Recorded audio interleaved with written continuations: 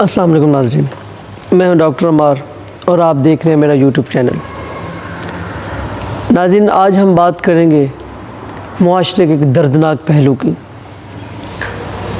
آپ کو معلوم ہوگا کہ آج کل ہمارے میڈیا چینل کی زینت بنی ہوئی ہے اداکارہ اور ماڈل حمیرہ اصغر کی دردناک جو موت ہوئی ہے اس پر بہت بات ہو رہی ہے۔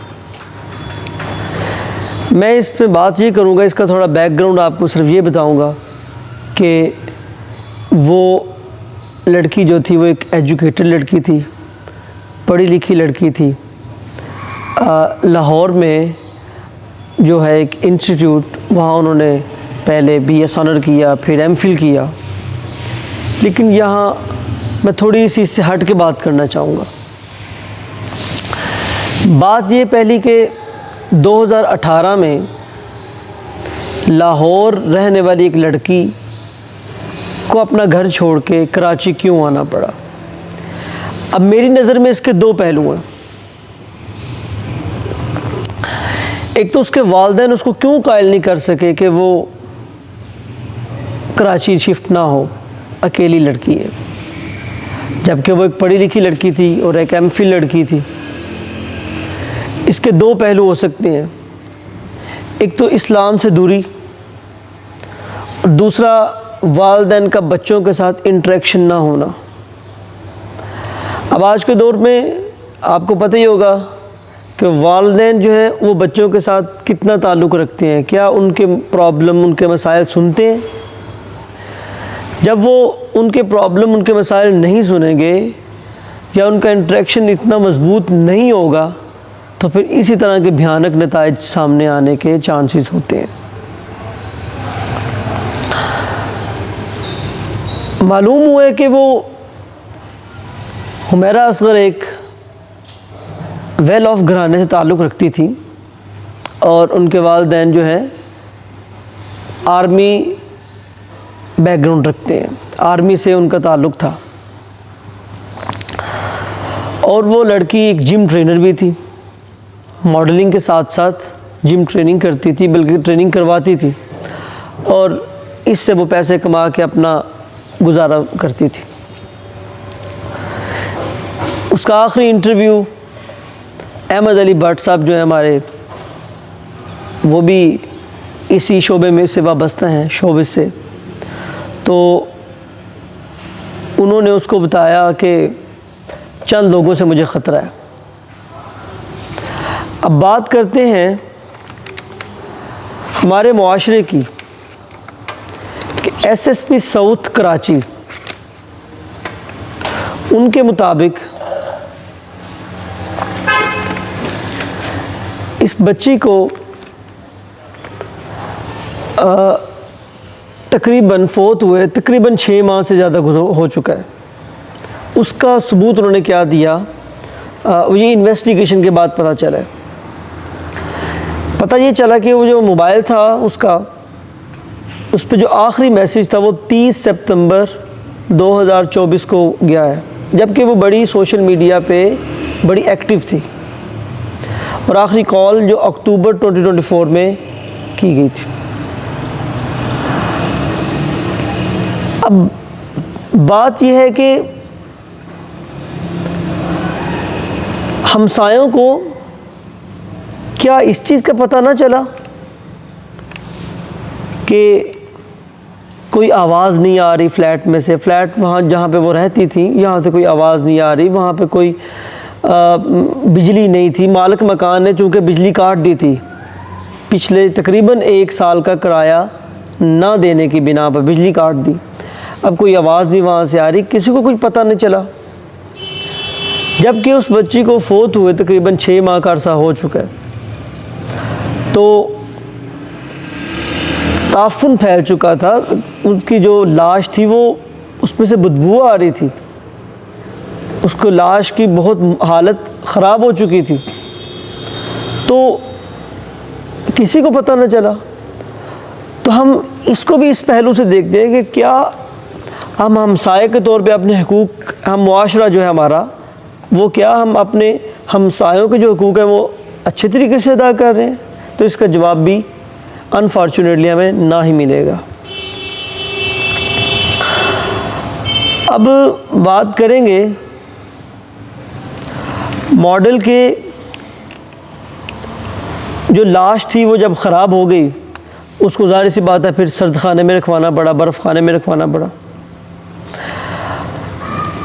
پولیس کے مطابق جب انہوں نے اس کے گھر والوں سے رابطہ کیا کہ آپ کی بچی اس طرح فوت ہو چکی ہے، تو انہوں نے اس کی لاش کو لینے سے انکار کر دیا۔ انہوں نے کہا جی ہمارا اس کے ساتھ پونے 2 سال سے کوئی تعلق نہیں ہے، آپ اس کو خود ہی دفن کر دیں، ہم کوئی بھی کارروائی نہیں کرنا چاہتے۔ یہ اب ستم ظریفی دیکھیں والدین کے، اب اس کے بھی دو پہلو نکلتے ہیں۔ ایک تو والدین کا سخت پن، والدین کا اتنا سخت ہو جانا کہ انہوں نے لاش کو لینے سے انکار کر دیا کہ جب بندہ کوئی بھی مر جائے تو جتنا مرضی بڑا دشمن کیوں نہ ہو تو اس کو بھی ترس آ جاتا ہے۔ دوسرا پہلو اس کا یہ ہے کہ اس لڑکی نے پتہ نہیں والدین کا کتنا دل دکھایا ہوگا، والدین کتنے اس سے نالاں ہوں گے کہ انہوں نے اس کی لاش کو بھی لینے سے انکار کر دیا۔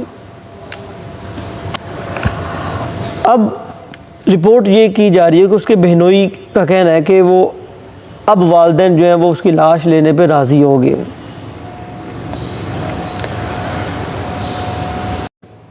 لیکن ابھی تک کے حالات کیا ہیں؟ اب دیکھیں ذرا،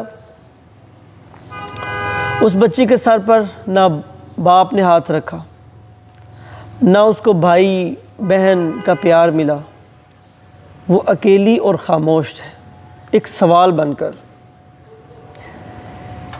کیا بیٹیاں کبھی باپ کے دروازے پر بوجھ بن سکتی ہیں؟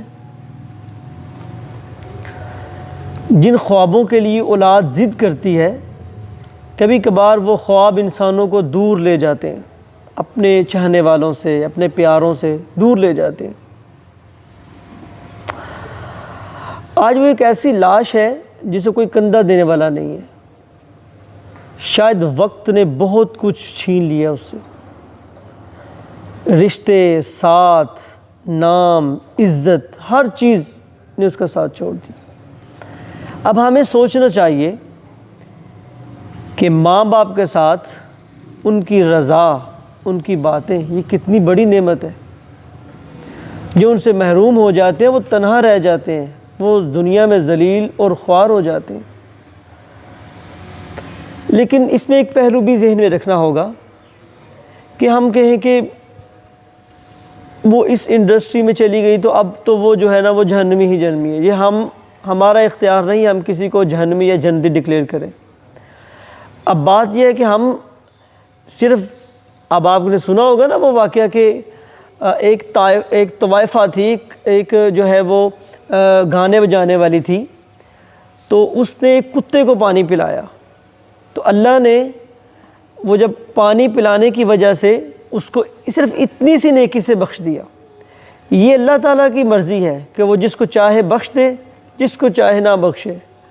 یہ ہمارا یا ہماری اللہ کی مخلوق ہے، اس میں کسی کا کوئی اختیار نہیں کہ وہ کسی کو ڈکلیئر کرے کہ یہ جہنمی ہے، جنتی ہے۔